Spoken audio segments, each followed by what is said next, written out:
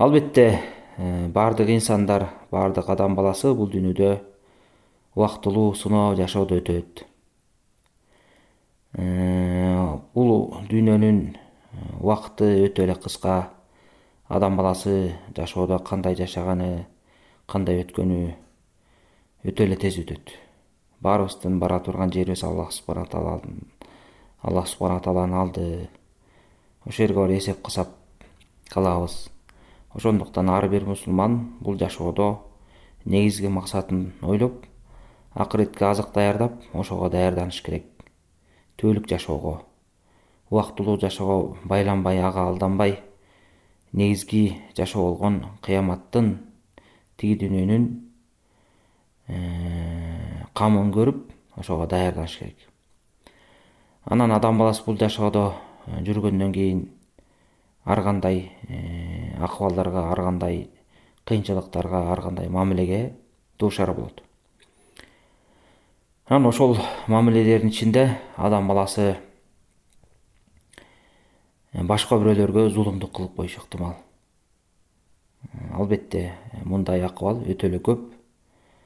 Ошондуктан өзүнүн үммөтүнө мээримдүү болгон пайгамбарыбыз саллаллаху алейхи вассалам өзүнүн үммөтүн эскертип, акыретке даярдоо максатында, жакшылыкка чакыруу максатында ошол зулумдуктан кайтарып кеткен.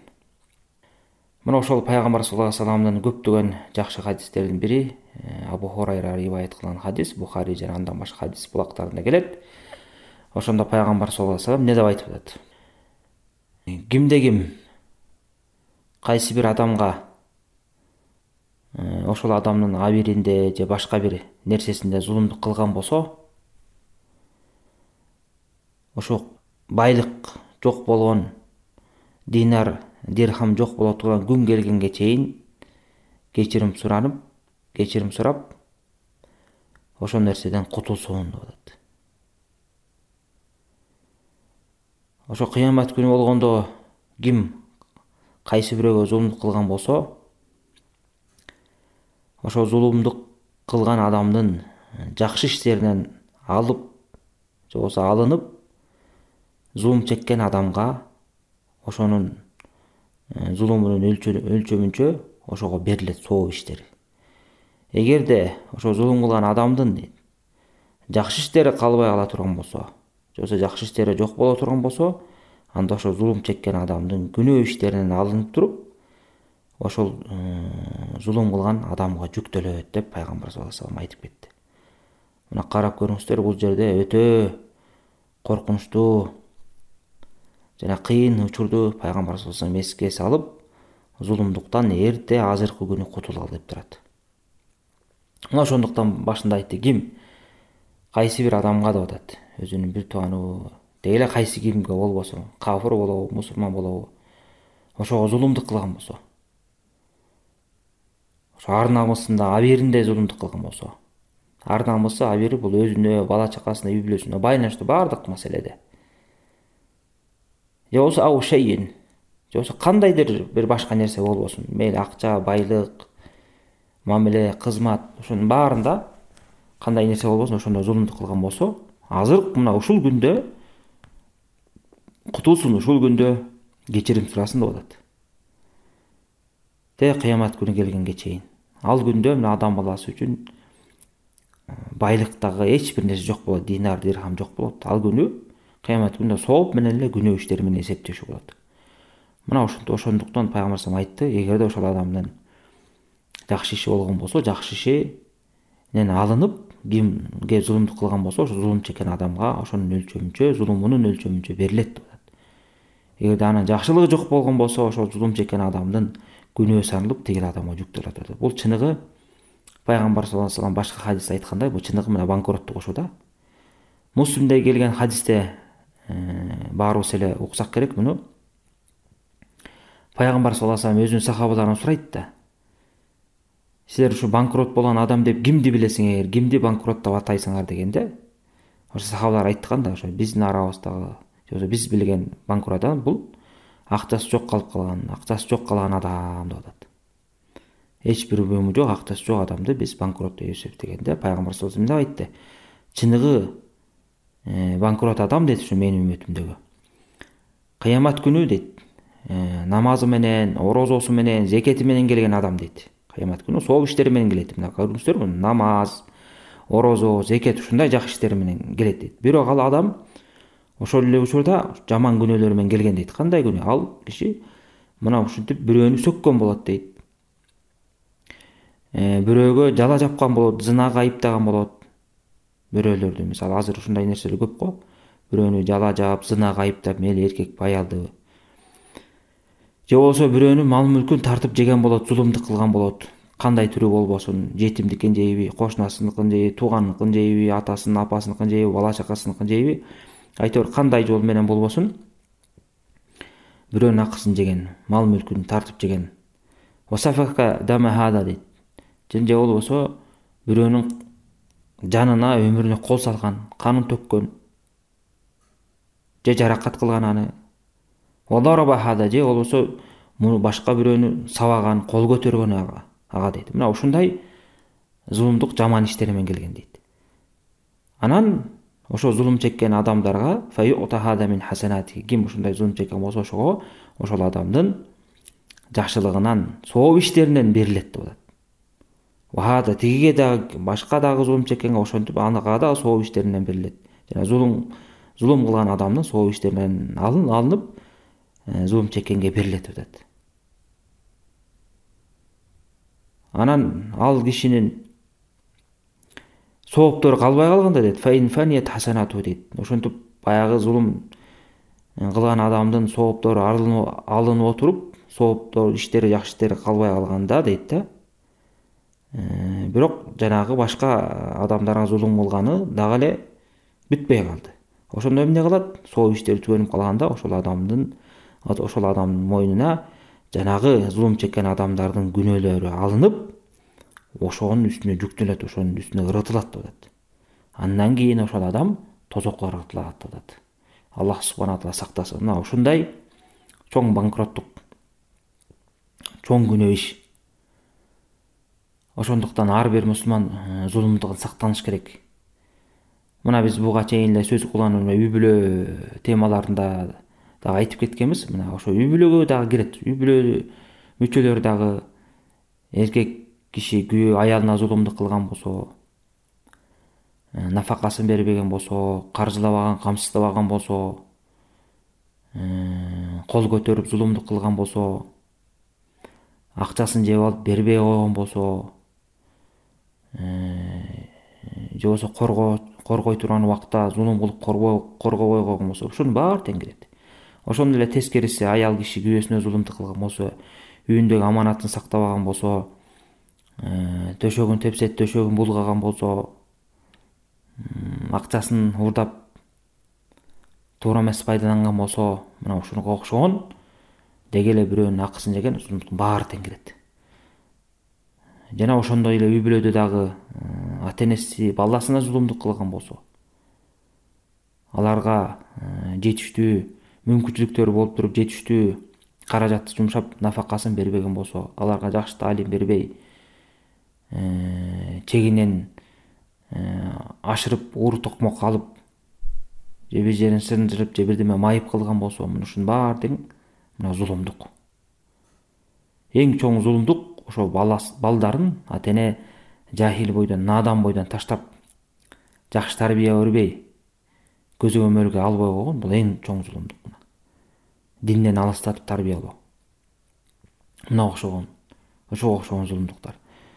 Жана ошондой эле ар бир адам ошо башка бир адам менен мамиле кылганда дагы боло турган баардык зулумдуктар. Мейли ал соода сатыкта болсун, кимдеги мисалы таразадан алдаган болсо, же акчасын жеп койгон болсо, мисалы бирөө бирдеме сатып алып акчасын ашыкча берип койгон болсо, аны билип туруп соодагер алып ала болгон болсо, же болбосо соодагер акчага кайтарып бергенде ашыкча кайтарып берип койсо, ошону билдирбей алып алгандар, соодадагы товардын айыптарын жашыруу, алдап сатуу, таразадан жеп кетүү, мына ушунун баары тең зулумдук.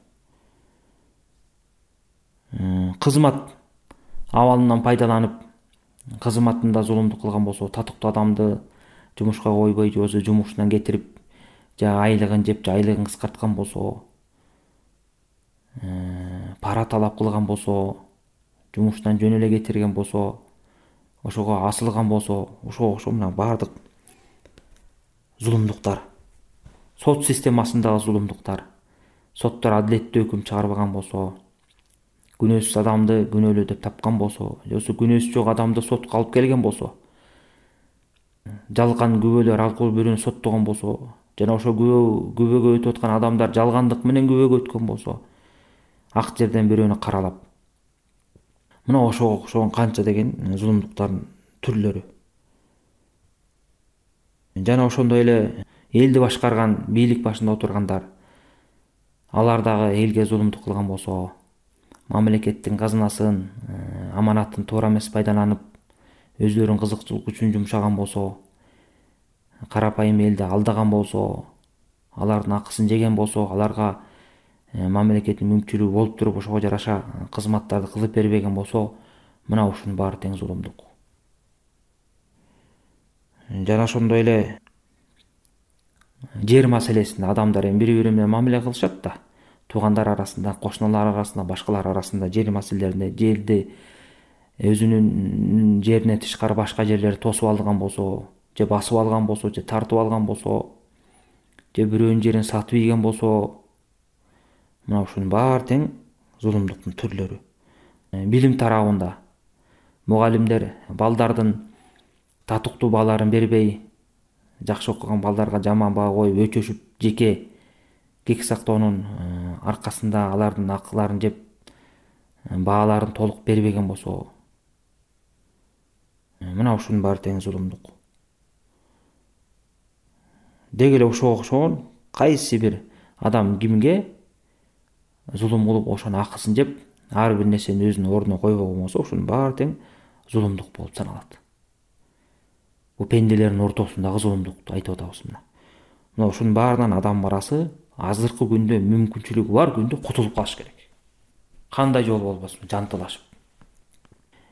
Кимди тарынтып, акысын жеп, кимге зулумдук кылган болсо, зулумдуктун кайсы түрү болбосун, дароо ошол адамдан барып кечирим сурап, эгерде сөзү менен зулумдук кылган болсо, сөзү менен кечирим сурап, же болбосо дене мүчөсүнө залака тийгизип, ошондой кылып зулумдук болсо, ал жагын дагы тууралап, дарысын төлөп берип, дене мүчөсүн калыбына келтирип, дарылап дегендей. Акчасын тартып алган болсо, акчасын кайтарып берип, жерин тартып алган болсо, жерин кайтарып берип, алдап кетсе, ошонун баарын жоюп, азыртадан кечирим сурап, өзүн өзү тозоктон куткарыш керек. Пайгамбар саллаллаху алейхи вассалам айткандай, жанагындай кыямат күнүнө келип калган болсо, ал күндү динар, дирхам, акча, алтын деген, күмүш деген жок ал жерде. Амбала адам баласы кутулуп кете тургандай. Жалаң сооп күнөөсү менен иштешет. Ошондуктан азыртадан кутулуш керек. Анан кээ бир адамдар убагында зулумдук кылып алышып, анан Аллах субхана таала баягы хидаят берип, кылган иштерин жаман экенин билишип, ошо өкүнгөн адамдар болот. Мындай адамдар деле көп, Аллага шүгүр. Анан кээде ошондой адамдар баягы зулумдук кылган кишилерди таппай калат да. Зулум чеккен кишилер таппай калат. Бирөөнү шутуп койдум элем, кол көтөрө сабадым элем, же акысын жеп койдум элем, эмне кылам деген адамдар болот да. Албетте мындай адамдар зулумдуктан кутулуш үчүн колдорунан келишинче ошондой адамдарды издеп тапканга аракет кылыш керек. Колунан келишинче. Эгерде таппай кала турган болсо, көп издегенден кийин сөз менен кылынган, дене мүчө менен кылган зулумдуктар болсо, Аллах субхана тааладан биринчи кечирим сурап, жана ошол адам үчүн, зулум чеккен адам үчүн көптөгөн истигфар, дуаларды кылыш керек. Аллах таала күнөөмдү кечир, жана анын күнөөсүн да кечир, даражасын көтөр деп. Анан иншалла ушундай жолу менен кутулат. Эгерде кандайдыр материалдык зулумдук кылган болсо, акчасын же жерин жана ошого окшогон нерселерин тартып алып зулумдук кылган болсо, аларды да негизинен кайтарып бериш керек. Ошол адамды таап издеп. Ал адам табылбаса, балким бул дүйнөнү өтүп кеткенсе мураскорлор болот. Ошол мураскорлорун тапса, ошолорго дагы бериш керек. Бир тыйын болсо дагы. Ошолорго кайтарып бериш керек. Деги эле дайынсыз чок болуп кетип калган болсо ошол адам, анда ошол адамдын атынан садака кылыш керек, канча акысын жеген болсо. Бирок ушул садака баягы ошол адамдын атынан кылынат. Бирок кийин ошол адам кандайдыр бир себептер менен жолугуп же кайтып келип калган болсо, жанагы адам баягы анын атынан садака кылса дагы жана акысын кайтарып бериш керек. А тиги садака өзүнүн атынан кетип калган болот. Өзүнүн атынан эсептелинет да. Балким тиги адам мейли садака кылып койсун, мага ошол жарай берет десе, анда кутулган болот. Эгерде жок, мен акымды бер десе, анда бериш керек, бирок садака тигинин атынан, өзүнүн атынан кылган болот. Мына ушундай жолдор менен адам баласы кутулганга аракет кылыш керек. Жолун таап издеп. Кээ бир адамдар бар, кайдыгерлик менен жүрө берет, ошо зулумду кылганын билет дагы, ага көңүл бурбай эле, ушундай болуп калганда деп коюп эле жүрө берет. Мындай кайдыгерлик такыр туура эмес. Ошо бушайман болуп күйүп, ошол адамды издеш керек колунан келишинче. Таба албай калса, жанагындай иштери менен кылыш керек. Же болбосо дуба кылып, истигфар кылып ушинтип кутулуш керек. Анткени бул зулумдук деген мына пайгамбар саллаллаху алейхи вассалам айтып кеткендей, мунун акыбети өтө жаман.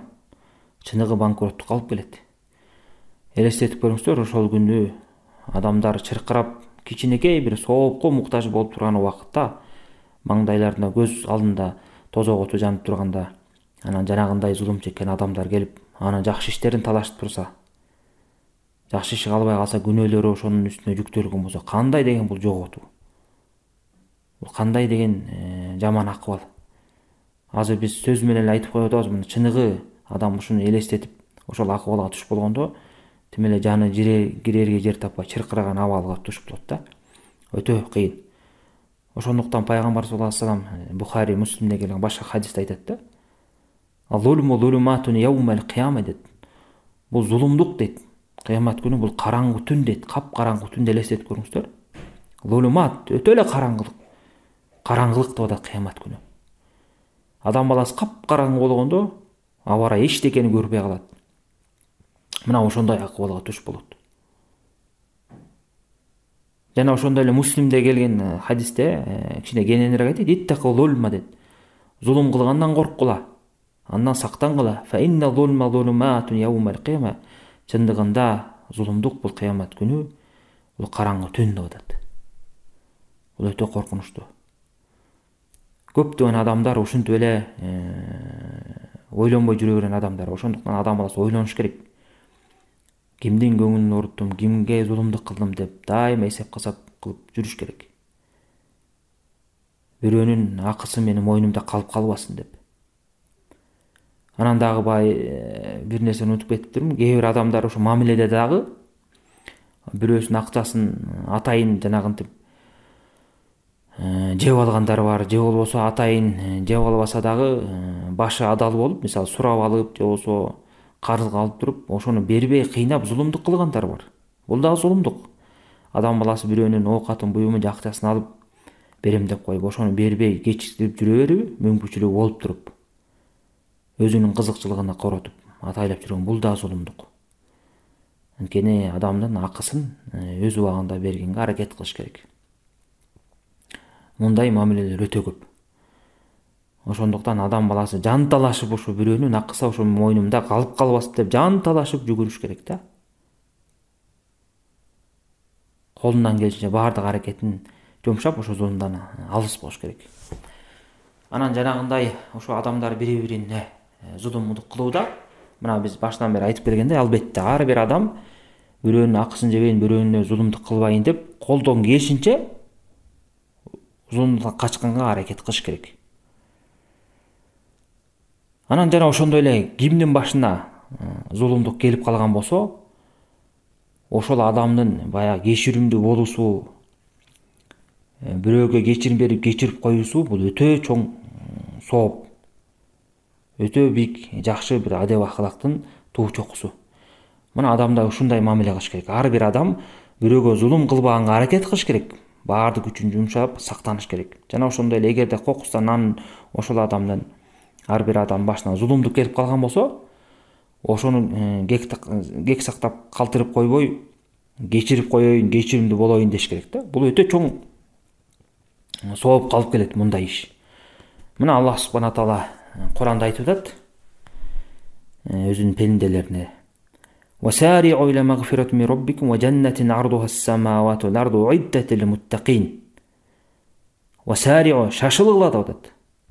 Ошо жакшы иштер менен, сооптуу иштер менен إلى مغفرة من ربكم.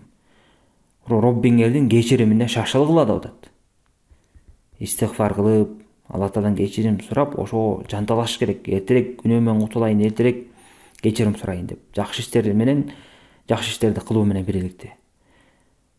Мына ошол жерде Алла Таала айтып атат, Роббиңердин кечиримине шашылгыла. Жана ошондой эле бейишке шашылгыла деп атат. Ал бейиш кандай дегенде, ардухас самаватул ард. Кеңдиги дейт, ошол бейиштин кеңдиги асмандар жана жердей болгон кеңдиги болгон бейишке шашылат деп атат. Мына элестетип көрүңүздөр. Бейиштин кеңдиги мына 7 катар асман болсо, мен алардын чоңдугун элестетип болбойт да. Ошо 7 катар асман жана жерди кошкондо ошончолук кеңдиктеги бейишке шашылат деп атат.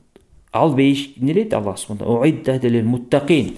Таква адамдар үчүн даярдалган деп атат. Ошо бейиш мына ушундай кеңдикте. Эми ошо таква адамдар ким дегенде Алла Таала аяттуулай бизге баяндап атат. Алладин юнфикуна фис-сарраи вад-дарра. Ошон өзүнүн мал мүлктөрүн кыйынчылыкта дагы, жыргалчылыкта дагы нафака кылып, жакшы жолго жумшагандар деп атат. Мына таквачылык. Таква адамдардын эң негизги белгилеринен алар сараң болушпайт. Мал мүлкүн жакшы жолго жумшайт. Кыйынчылыкта да, жаман оорчулукта дагы, жана жыргалчылыкта дагы. Адал жол менен баягы өтө эле ысырап кылып ийбей, туугандарына, бала чакасына, муктаж болгон мусулмандарга кандай жакшылыктын жолу болбосун ошондой кылып алар акчаларын сарптап нафака кылгандар. Жана ошондой эле мына биз айта турган вал казиминал гайз дейт. Жана өзлөрүнүн ачууларын, жиндерин баскан адамдар деп атат. Вал казиминал гайз. Ушундай баягы ачуусу келет, катуу. Бирөө жинденткенде, же ачуусуна тийгенде. Ошо ачуусун чыгарып андан өч алганга мүмкүнчүлүгү бар. Бирок ошого карабастан өзүн баскан, сабыр кылган адамдар деп атат. Мына ушулар таквада. Вал казимин гайз. Мушу менен чектелбестен, мисалы адамдар эки түрдүү мамиле кылат. Кээ бирөөсү бирөө ага зулумдук кылса, ага жооп кайтарбай, баягы ичине сактап, өзүн тыйып коет да. Бул дагы жакшы сыпат. Өзүн тыйып коет, бирок кек сактап жаман көрүп калышы ыктымал. Ага өзүнө жараша жооп кайтарбаса дагы, өзүнүн ачуусун тиет, бирок жаман көрүп кек сактап коюш ыктымал да. Мындан дагы жогору даража эмне? Вал афина анин нас деп атпайбы? Ошол жерде мына ошол өзүнүн ачуусун басып сабыр кылгандар, вал афина анин нас, жана адамдарга кечирим бергендер, адамдарды кечиргендер деп атат. Мына ошо менен биргеликте мына. Бирөө зулумдук кылса, бирөө туура эмес мамиле кылса, өзүнүн ачуусун басат, сабыр кылат, карманат, жана ошол эле убакта кек сактабай жүрөгүнө калтырып ошол адамдарды кечирип коет да. Мына көрүңүздөр, канчалык адеп акылактын туу чокусу бул. Андан Алла Таала айтып атат: "Валлахи юхиббул мухсинин." Аллах субхана таала жакшылык кылган адамдарды мына жакшы көрөт деп атат. Мына чыныгы жакшылык кылган адамдар ушундай, бирөөлөрдүн зулумдуктарын кечирип коет. Кек сактабайт, сабыр кылат. Ким деген мына ушундай даражага жетем деген болсо, мына кеңдиги асмандардай жана жердей болгон жаннатка жетип, Алла Тааланын ыраазылыгына жетем деген болсо, ошентип адамдарга жакшы мамиле жасап, аларга кечирим берип, ачуусун басып, айкөлдүк кылыш керек да. Көрүңүздөрбү? Анткени Аллах субхана таала убада кылган ушул жакшылыкка жеткенин сообу өтө чоң да. Эгерде адам баласы баягы зулум чегип калып турганан ошонун өзүмдөн акыгымды алам деп кечирбей, бул дүйнөдө болобу, тиги дүйнөдө алам деп ошону эле алган болсо, албетте Аллах субхана таала алып берет анын акысын. Кандай зулум чеккен болсо ошого жараша акысын алып берет. Бирок ал адам ошо менен эле чектелип калат да. Ошо акысын эле алып ошого гана жетип калат. А эгерде ал баягы кек сактабай, зулумдукту кечирип койгон болсо, мына Аллах субхана таала убада алган ушундай чоң жакшылыкка жетет да. Ошондуктан адамдар жанагындай мамиле кылыш керек. Өзү башка бирөөгө зулум кылбай, зулумдан сактанып, ошондон алыс болуш керек. Кокусанын башына зулумдук келип калган болсо, мына ушундук кечирим менен мамиле кылган болсо, ал өтө жакшы, өтө адеп акылактуу чыныгы мусулмандын акыбалы болуп саналат.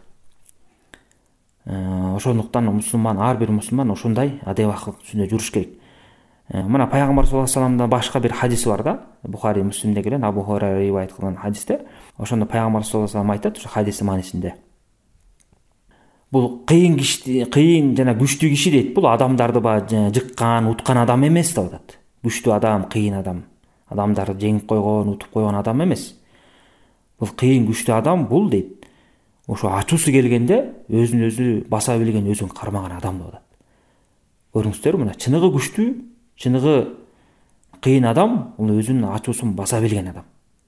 Мейли эркекпи, аялбы, кандай мамиледе болбосун. Жана аятка түзмө-түз байланышы бар да. Мына ошондой адамдар шариятта күчтүү адамдар деп эсептелинет. Анан Аллах субхана тааланын ыраазылыгына жете турган, чоң эбегейсиз сооптурга жете турган адамдар ошолор. Мына ушундай хадистерди жана ошого окшогон көптөгөн хадистер бар. Пайгамбар саллаллаху алейхи вассалам бизге бекеринен айткан эмес. Муну таалим берип, элдерди жакшылыкка чакырып, жакшы адеп акылакка үндөп, мусулмандар соопко жетсин, жамандыктан айрылсын, ошондон айтып атат. Ошондуктан ар бир адам ушундай хадистерди, осияттарды укканда жана ошондой эле Аллах субхана тааланын аяттарын укканда ошого колунан келишинче амал кылайын. Ошол айтылган хадистеги, аяттагы адамдар катарына кирейин деп бардык күчүн жумшап толук аракетин көрүш керек. Анткени Куран сүннөттө адам заты үчүн бактылуулук бар. Ким ошону карманып жашаган болсо, ошо менен аракет кылган болсо, сөзсүз түрдө ийгиликке жетет. Бул дүйнө деген чектелүү, өтө эле убакыты аз болгон дүйнө. Канча деген убакыттарды, сааттарды, минуттарды, секундтарды, жылдарды өткөрдүк. Артыбызды бир кылчайып караган болсок, кандай өткөнүн деле билбейбиз. Бир жарым күн сыяктуу эле, бир күн сыяктуу эле өтүп кеткен. Эмне болгонун билбейбиз. Бирок Аллах субхана ийгилик берген адам ким? Ошол убакыттарын жакшы иш менен өткөрүп, жакшы мамиле менен өткөрүп, Аллах субхана тааладан жакшылык үмүт кылып, сооп үмүт кылып жашаган адам бул мына чыныгы бактылуу адам, чыныгы жакшылыкка кадам таштаган адам. Аллах субхана таала баарыбызды сабырдуу, айкөлдүү адамдардан кылсын. Жана баарыбызды зулум кылуудан дагы, жана зулум чегүүдөн дагы баарыбызды Аллах субхана таала сактасын. Аллахумма салли ва саллим аля набийина Мухаммад ва аля алихи ва сахбихи ажмаин.